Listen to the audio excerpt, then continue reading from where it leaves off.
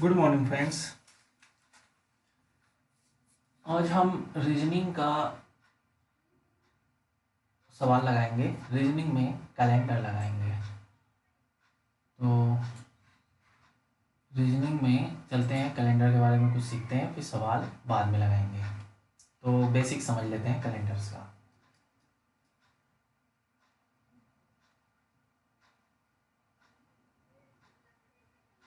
Calendar दोस्तों, calendar में यही पूछा जाएगा कि आज अगर मंडे है तो 5 साल बाद फला दिन कौन सा दिन होगा। इस तरह से आपका क्वेश्चन रहेगा। तो कैलेंडर में जो बेसिक्स हमें जानना है वो ये जानना है कि पहले तो दिन कितने होते हैं, महीने यानी कि मंथ, फिर उसके बाद डेज।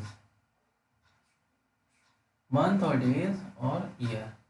ईयर दो प्रकार का होता है, एक ऑर्डिनरी और एक लीप। एक लीप होता है। बाकी मंथ्स कितने होते हैं, डेज क्या होता है, ये मैं आपको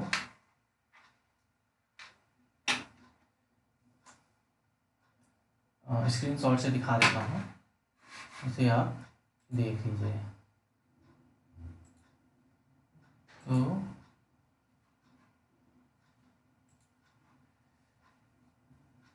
मंथ्स हैं आपके जनवरी, फरवरी।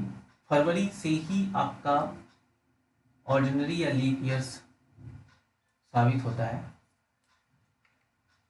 तो ऑर्डिनरी तब होगा जब 28 का महीना होगा, यानी वो 7 से पूरा का पूरा कट जाता है। अगर 29 का होता है तो 7 से नहीं कटता है और 29 एक रिमाइंडर कर देता है। तो ये जो तीन तीन तीन, एक तीन दो, फिर तीन, फिर दो, फिर तीन, फिर तीन, यानी जुलाई और अगस्त, ये टोटल 3 है। तो इससे मतलब ये है इसका कि ये 31 है, ये 28 या 29 है, ये 31 का महीना, ये 30 का महीना, ये 31 का महीना, ये 30 का महीना, ये 31, फिर ये 31, जुलाई अगस्त 31 31 होता है, सितंबर फिर 30, अक्टूबर 31, नवंबर 30 का महीना है और ये 31 का है। जब हम 7 से डिवाइड कर देते हैं तो ये हो जाता है आपका 3 या 1 हो जाता है। इसका कैसे इस्तेमाल होगा आगे मैं बताऊंगा आपको। बाकी आपका डेज, आपका जो डेज है वो भी आपको दिखा देते हैं।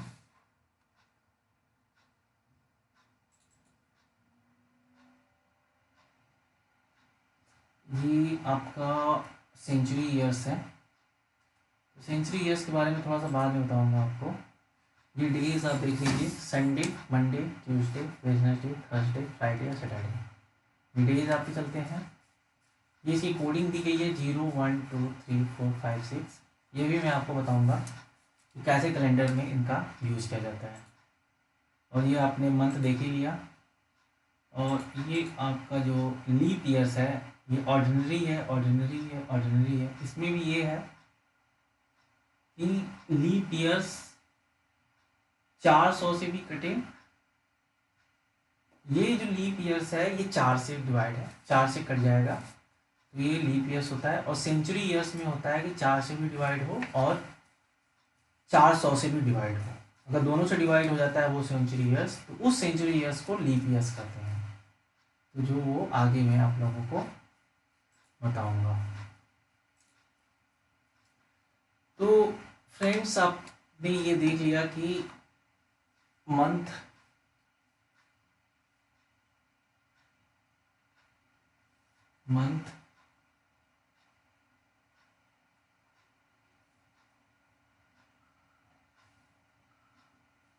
डेज और ईयर। अब हम जो अगर एक उदाहरण लेते हैं कि 12/4/2008, 12/4/2008 2012। अगर आज सैटरडे है तो फिर 12 इस दिन क्या होगा? सिंपल सा लॉजिक है। अगर ये सेम है, ये सेम है, ये सेम है, ये सेम है, तो डिफरेंस यहीं पे आ रहा है। तो हम ईयर्स में जब आगे बढ़ेंगे तो जो भी 365 अगर डिफरेंट है तो उसमें 1 डेज आगे बढ़ जाते हैं, और अगर लीप ईयर्स आ जाता है उसमें तो हम 2 डेज आगे बढ़ जाते हैं। ये जो 1 डेज और 2 डेज बढ़ने का लॉजिक है वो इस तरह से है कि 7 डेज के बाद हमारी साइकिल पूरी हो जाती है। जैसे मान लीजिए कि अगर आज सैटरडे है तो 7 डेज के बाद हम सैटरडे पे ही पहुंचेंगे। तो अगर ये 7 का मल्टीपल जितना भी आता चला जाएगा तो इसका मतलब हम डेज बढ़ ही नहीं रहे हैं, हम वहीं के वहीं हैं। लेकिन अगर लास्ट में 5 आ जाता है या रिमाइंडर जो भी आता है तो उसका मतलब है इसमें अब 5 ही जाएंगे आगे। अब इसमें आगे 5 ही जाएंगे। अगर 7 तक पहुंच गए तो फिर वही सैटरडे आ जाएगा। तो ये कॉन्सेप्ट होता है इसमें। तो ये 365 है, 7 का जब डिवाइड करेंगे तो 5 बार लाएंगे, ये 35 हो जाएगा, 1 बचेगा, 15 आ जाएगा, फिर 2 बार जाएगा, फिर उसके बाद 1 आ जाएगा आपके पास। तो यानी कि अगर हम पूरे साल में जस्ट अगर मान लीजिए यहाँ पे हम 9 पे आए हैं, 9 पे आएंगे तो हम पूछेंगे 2009 में हम क्या देश था हमारा, 12/4 को ही, तो हम कहेंगे संडे था। क्यों? क्योंकि एक दिन हम आगे बढ़ गए। अगर ये 2009 लीप ईयर्स होगा तो हम कहेंगे मंडे होगा। क्यों? क्योंकि इसमें 2 दिन आगे बढ़ जाएंगे। तो लीप ईयर्स में 2 दिन आगे बढ़ते हैं। तो ये 2008 तो ठीक है, इसमें तो फरवरी निकल चुका है, इसमें तो 365 दिन का ही कैलकुलेशन है। और 2009 10, अब 2010 है, क्या ये लीप ईयर हो सकता है? 4 से अगर हम डिवाइड कर लें, 4 5 20, 4 2 8, नहीं होगा। फिर 11 तो होगा ही नहीं, 12 हो सकता है, हाँ, 5 कटेगा और ये 3 कट जाएगा, तो ये 12 में लीप ईयर्स आएगा, यानी 1 डेज एक्स्ट्रा हमारा ऐड हो जाएगा। तो अगर हम इसको घटाएंगे तो 4 आएगा, प्लस 1 जो लीप ईयर्स का हमारा डेज बढ़ रहा है तो वो हो जाएगा 5। तो इसका मतलब ये है कि इसमें हम 5 डेज ऐड कर देंगे। जब सैटरडे में हम 5 डेज ऐड करेंगे तो संडे, फिर मंडे, फिर ट्यूसडे, फिर वेडनेसडे, फिर थर्सडे। तो यहाँ पे उत्तर आएगा आपका थर्सडे का, THRUSDAY, यानी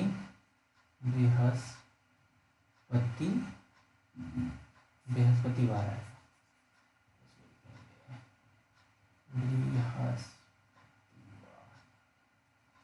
बृहस्पतिवार। तो ये आपने कॉन्सेप्ट समझा। अब अगर हम इसी को मिटा दें पूरा पहले और हम ये कहें कि 12/04/2012 को या 2014 को हम सैटरडे थे। अब हम यहाँ से डिफरेंस कर देते हैं, कम बेसी कर देते हैं। मान लो सपोज करो यहाँ पे हमने लगा दिया 17, यहाँ पे हमने लगा दिया 8 और यहाँ पे हमने 14 की जगह कर दिया अब 26। अब हम पूछ रहे हैं कि अब क्या होगा। इसमें सिंपल सा लॉजिक है कि पहले आप ईयर्स में जाएंगे, फिर मंथ में जाएंगे और फिर लास्ट में आप डेज में जाएंगे। तो अगर इस तरह का क्वेश्चन आ गया आपको, अभी मैं अधिक वाला ले रहा हूँ, कम वाला भी ले लूंगा। अगर इस तरह का क्वेश्चन आ गया तो आपको क्या करना है, 12 ही रखना है, 04 ही रखना है और 2026 रख लेना है। अब ये देखिए, अब यहां तक पहले आप पहुंच जाइए। यहां तक में आपको सीधा सीधा आपको डेज का डिफरेंस मिल जाएगा। जैसे 12 हो गया, 24 हो गया और 2014 हो गया। अब यहाँ से हम, ये तो 0 हो गया, इसका तो कोई मतलब ही नहीं रह गया। अब यहाँ पे हो गया 2 और 1, यानी आपका 12 ईयर हो गया। 12 ईयर में तो एक चीज़ तो कंफर्म है कि 12 दिन तो बढ़ जाएंगे। एक ईयर में एक दिन बढ़ रहा है तो 12 तो बढ़ जाएंगे। लेकिन 12 में लीप ईयर्स अगर जो बढ़ रहा है उसमें एक दिन आपका और बढ़ेगा, क्योंकि लीप ईयर्स अगर आ जाता है तो 2 दिन का डिफरेंस हो जाता है। तो देखिए 2026 में तो लीप ईयर्स निकल चुका है, 27 होगा नहीं, 28, 28 में लीप ईयर आ जाएगा, 28 में आपका लीप ईयर आ जाएगा, एक दिन बढ़ गया आपका 28 में, 29 में नहीं, 30 में, 2030 नहीं कटेगा, 4 से नहीं कटेगा, 20 तो कट जाएगा लेकिन 30 नहीं कटेगा, 31, 32 कट जाएगा, 4 7 28, 4 8 32, फिर 4 9 36, तो ये 32 हो जाएगा।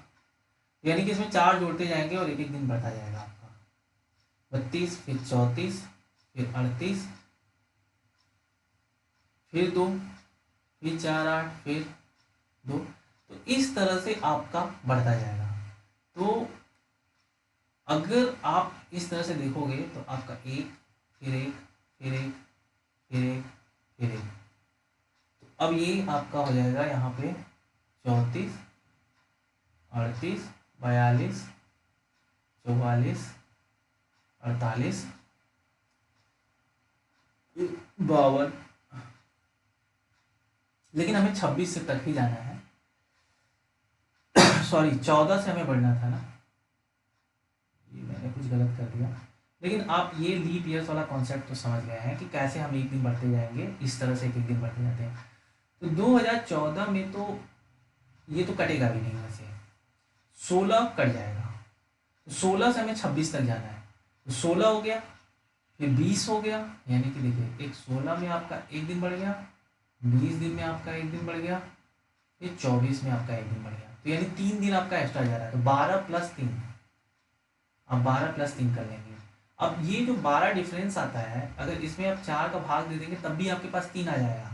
अगर आप इस तरह से नहीं जोड़ रहे हैं, इस तरह से बहुत लंबा समय हो जाएगा, तो आप डायरेक्ट एक काम करिए कि इस तरह से जोड़ दीजिए, निकालिए और सीधा जोड़ दीजिए, तो 4 का भाग दे दीजिए, इसमें जितना भी उसका वो आता है उसमें ऐड आप कर दीजिए, तो 4 3 12, 3 ऐड कर दिया आपने, तो ये हो गया टोटल आपके पास कितना, 12 3 15। अब ये जो 15 डेज का आपका, ये सॉरी 17 मैंने लिख दिया, 15 डेज का जो आपका डिफरेंस आ रहा है, इसमें आप 7 का फिर भाग देंगे, एक 2 आ जाएगा, 14, 1 का डिफरेंस आ रहा है, तो यानी ये 15 दिन में क्या होगा, 2 बार रिसाइकिल करके वो वही डेट पे पहुंच जाएगा, सैटरडे पे ही पहुंच जाएगा। फाइनली जो एक रिमाइंडर बच रहा है यही आपका आएगा आंसर, और ये हो जाएगा संडे। लेकिन ये संडे तो यहीं तक है ना, ये संडे तो इसका ही है, ये संडे आपका यही है। अब इस संडे को मान लो आपके पास एक रिमाइंडर बच गया है, यहाँ तक आप आ गए, अब यहाँ से आप बढ़ोगे आगे, तो ठीक है, आपने आपने 12/4/2014 तक आप संडे तक पहुँच चुके हो। अब जब 12 से आगे बढ़ोगे तो फिर अब यहाँ से 5 आएगा आपका, जब 5वें महीने में आपका कितना मिल रहा है, अब ये आपको टेबल बनानी पड़ेगी, इसको मैं मिटा देता हूँ। अब एक बार समझ लोगे तो ये करना बहुत आसान है, इतना कोई खास कठिन नहीं है।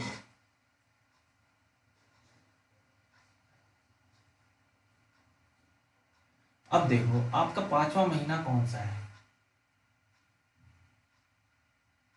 अब आपका 5वें महीने में आपने 12 दिन तो ले लिया, जनवरी फरवरी मार्च अप्रैल मई, 5वां महीना मई है आपका, तो मई होगा 31 का, 31 में तो आपने 12 कर ही लिया, अब 12 आपने कर लिया है, तो 11 में से 2 जाएगा,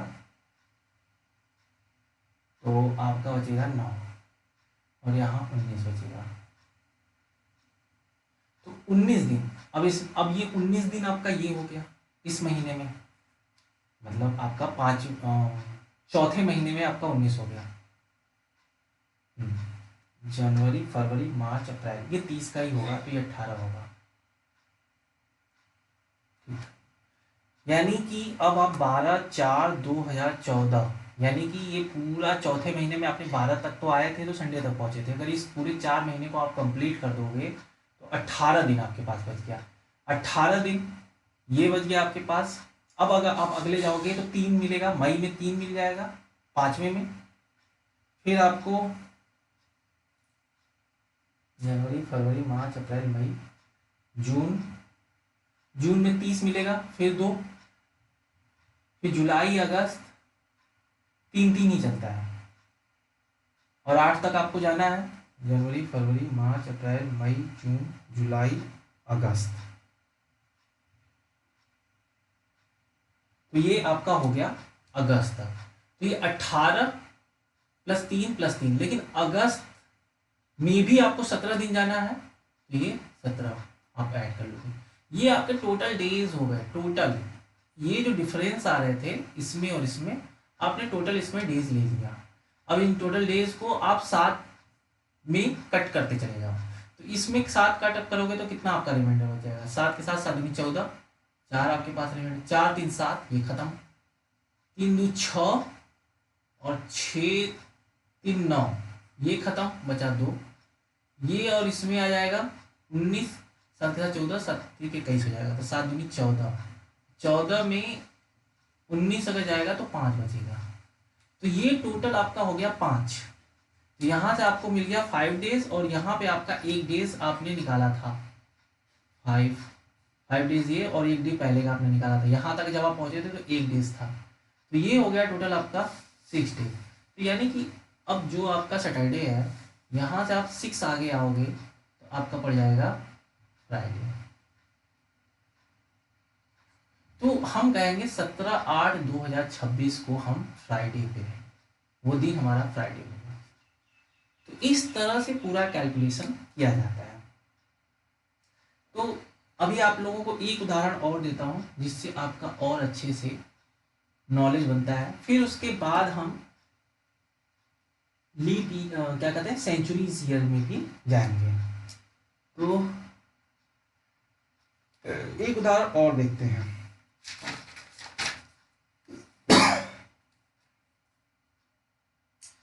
चलिए अब एक उदाहरण और देखते हैं हम लोग।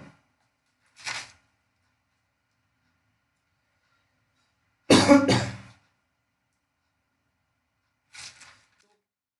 देखते हैं कि मान लीजिए सपोज करिए 13/4/2012 वो हमारा संडे था। अब हम इसमें लेते हैं थोड़ा सा बैक कर लेते हैं, जैसे 12/2 और ये ले लेते हैं 2068।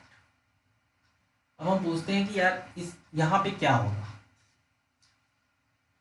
यहाँ पे हमारा कौन सा डेज होगा।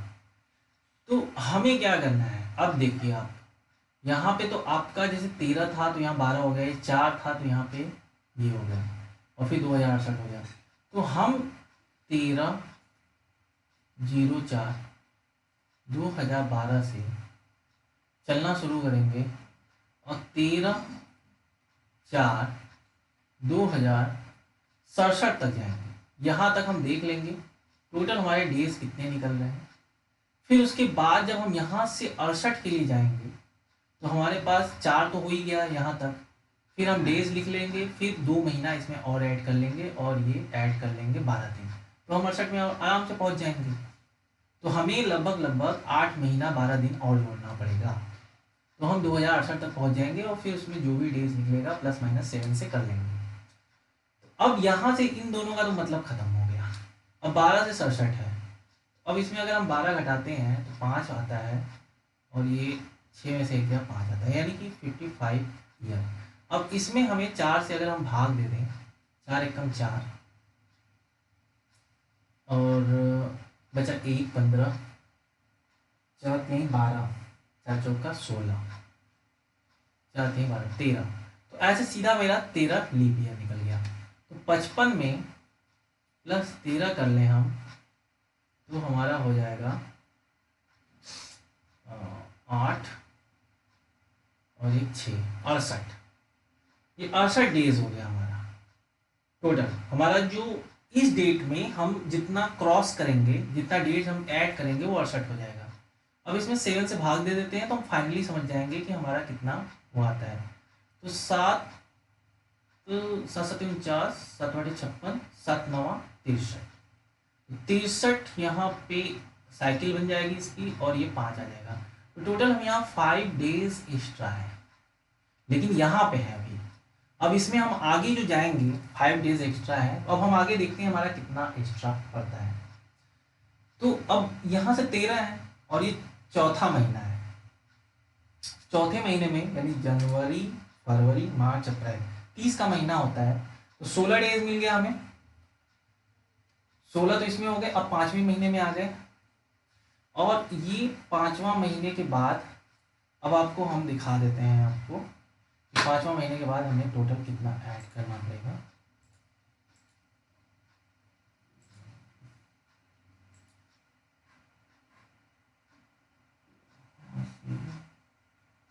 देखिए ये आपका हो गया अप्रैल, जो कि अप्रैल में हम थे, जनवरी फरवरी मार्च अप्रैल चौथे महीने में थे, 5वां में 3, फिर अब यहां से हम चलते चले जाएंगे पूरा दिसंबर तक।